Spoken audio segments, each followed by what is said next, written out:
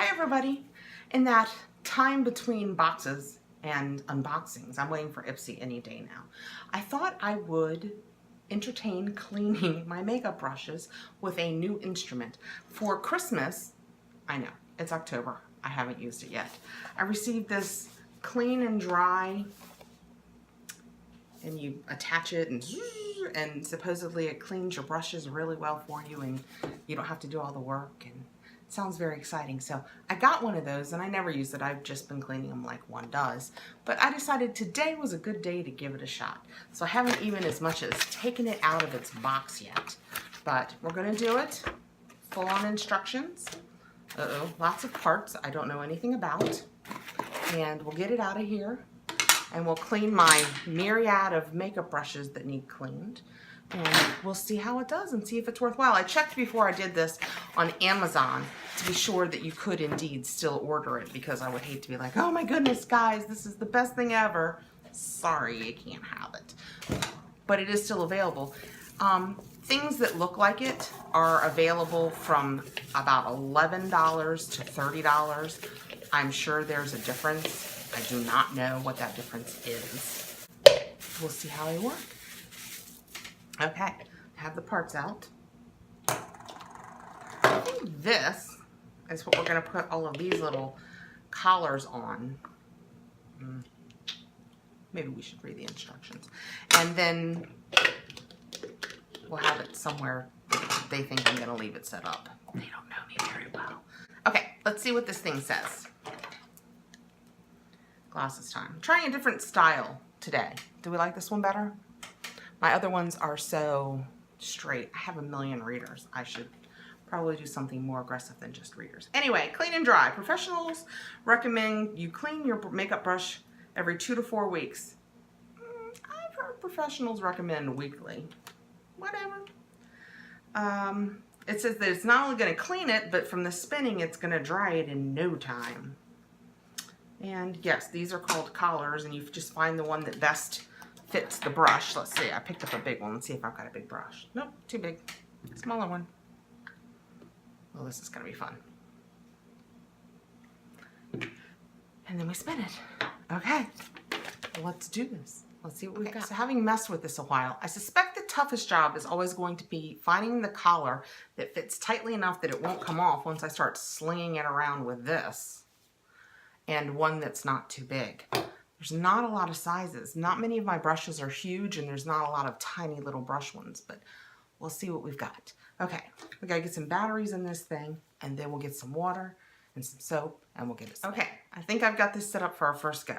I've put some water in our bowl. I've gotten I use the Sephora shampoo, makeup brush shampoo. I'm just gonna put a couple squirts in our bowl.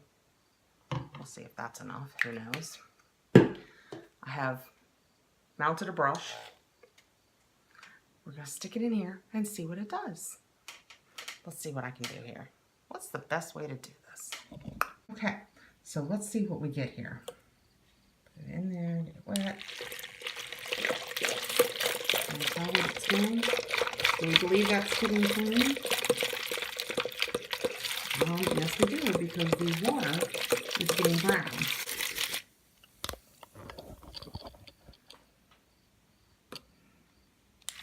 I suspect under the best of circumstances I would be holding this with my other hand to stop it from spinning and or ending up in my lap. But that's getting pretty dirty considering that is just my highlight brush. And I do not highlight a lot. So,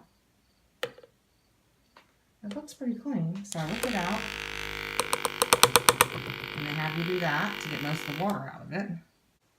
In theory, if I weren't making a video, I would probably take the time to run over and change my water and rinse it, but I'm going to try and run through some of these first.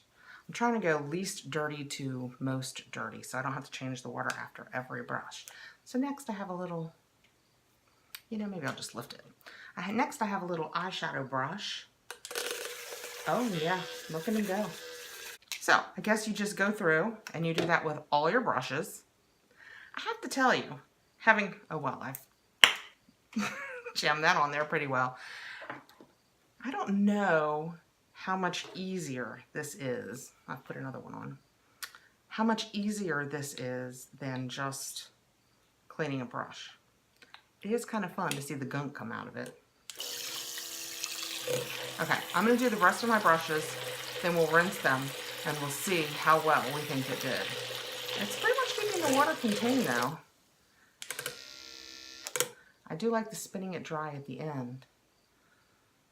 We'll see how it does. See if we think it's any better than just cleaning. Okay, I have finished cleaning all of my brushes. And here's what I have to say. Okay, that might be aggressive. I did not find, I don't believe I cleaned a pressed powder foundation brush, a liquid foundation brush, my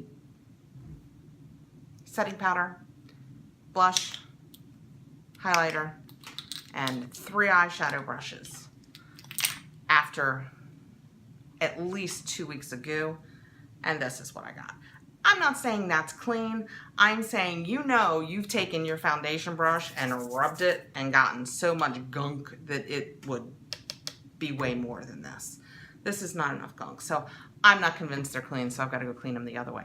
But I will tell you, well, what I do like about it, and since I own it, also, let me back up. Also, the collars, there are not many sizes. So like this one, this is clearly too big for it. It's not going to stay on when I do it. But the next size down is this one. And you really, it does not want to be on here. It's hard to get it on all the way. It's not easy. And it didn't feel secure to me. I worried about it. So as far as I'm concerned, there aren't enough collar sizes either. But what I will tell you is, since I own it, I do like that after I wash it, now I've got to go get, I'm just going to rinse them under the sink and empty this. But after I rinse them under the sink and empty this, I am going to put them back on here and spin them. Because just from being washed and then you lift it and you let it spin the water out of it, I mean, that's like 90% dry.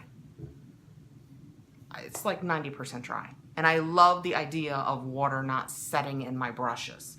So since I already own it, I would say it's probably worth using after I use a regular, like one of those pads you put in the bottom of your sink to, after I use one of those, it's probably worth taking the 3 collars that I just used to do all of my brushes and this little thing and tucking it somewhere to spin them afterwards.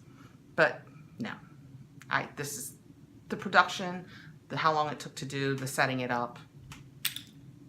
I wouldn't recommend it. If you like to play with things like this, go for it. But as far as cleaning the brushes, I don't think this was the best way to do it. Okay, so I just rinsed all my brushes and then brought them back, hooked them all back up to this little thing. And after I rinsed them at the sink, I shook the water off of them, brought them over here. And after doing that, I ran them all through this and I got that much more water out of them. I don't know if you can tell how much that is, but that's a good amount of water that, I mean, I shook them over there. So this is what I'm saying. It might be worth it since I own it for this purpose. That's a lot out of just 6 brushes. And they came back to looking in pretty good shape. Admittedly, they were in pretty good shape. This is a nice It brush. I love these brushes. They're so soft. It does smell cleaner, I will admit that. Okay. I'm sure it's a perfectly fine product. It is not worth the effort to me, is where I land in all of this.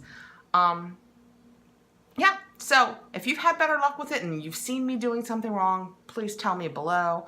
If you had the same experience, I'd love to hear that too, because then I wouldn't feel so bad about myself. All right, guys, thanks for coming by. So, clean and dry. Well, it is true. They are clean and dry, but they aren't any cleaner, if as clean. You know what? I was going to say or any drier, but they might be drier than if I had just done them the good old-fashioned way. So, bye, guys. Have a great day.